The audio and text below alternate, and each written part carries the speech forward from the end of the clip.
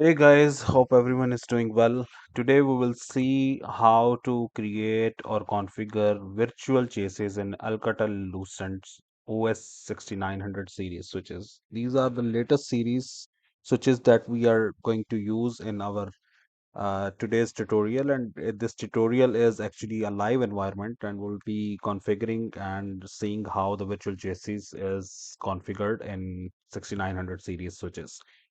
So as you can see, currently we have like three of the 6900 switches. Two are 10 gigabit fiber and the one is 10 gigabit copper. So out of these three switches, one switch will be acting as a master. In my case, switch one will be acting as a master, and switch two will be acting as a slave, and switch three will also be acting as a slave. Yeah. So, hope the time you are doing this deployment, you are having the right stacking cables along with you to make the virtual chases. For me, I'll be using 40 gig stacking cables to create this complete virtual chassis stack, and it will be a 40G stack running.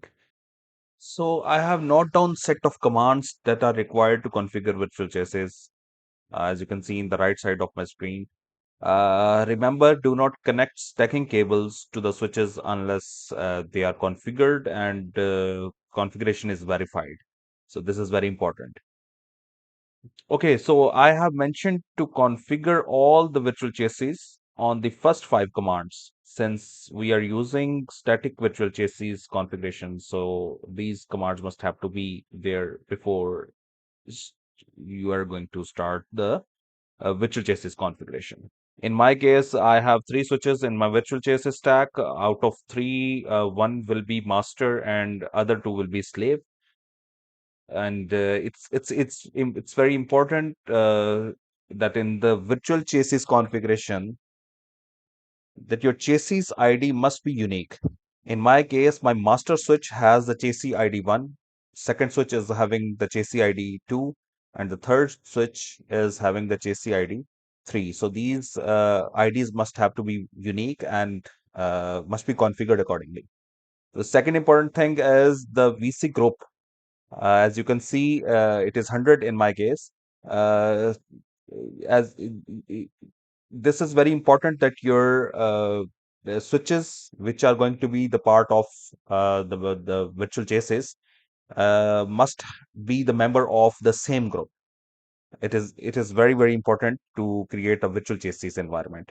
So in my case, like I have selected group ID as 100, so my all three switches are configured to be the members of group number 100. It is typically mandatory to have all member switches in a virtual chassis to share the same group ID. So yeah, so it's very important. And the third thing is the priority. The switch which is having the higher value of the priority, higher number, that will be selected as a master switch or as a master chassis. So you must configure a higher priority number for the switch you want to be as a master switch, as you can see in my configuration as well. So for the master switch, I have configured the higher priority number, and then the second switch is having lower priority number, then the my master switch, and then the third switch is having least priority number. Okay, so just copy the configuration as I have shown here and configure your switches. And remember to change the port numbers uh, as per VFL port numbers of your switches. In my case, my VFL ports that are being used for the virtual chassis, those are port number 27 and 28. It is possible in your case the port numbers for the VFL port numbers are different than this. So this is important before even don't just copy and paste the configuration. Please see the port numbers. What are the port numbers that can be used for the VFL configuration in your case? Remember one thing, it is very important. Do not connect stacking cables to the switches unless they are configured and configuration is verified. This is very important. uh, don't connect them before doing the whole procedure. And once the configuration is ready and it is verified, you can start connecting your switches using your stacking cables then. Let's see if we have disabled auto fabric. The first five commands that I told to configure on all the virtual JSS members. So the command is show configuration snapshot auto fabric. So yeah, here is the reply, and we can see we have configured those five commands and we have disabled auto fabric. So let's see the virtual chassis configuration on chassis one first. So the command is show configuration vcm hyphen snapshot chassis id 1. And let's see if we have configured the right things as per the notepad. And yeah, here you can see the configuration, and we can match the configuration with our notepad since we have wrote down the commands already in the notepad, and from the notepad we have copied it in the virtual chassis. In the same way, you can check for the chassis number 2, and in the same way you can check the configuration on the chassis number 3. And yeah, it is verified that we have done the proper configuration for the virtual chassis environment. Let's see our virtual chassis topology by giving the command show virtual chassis topology.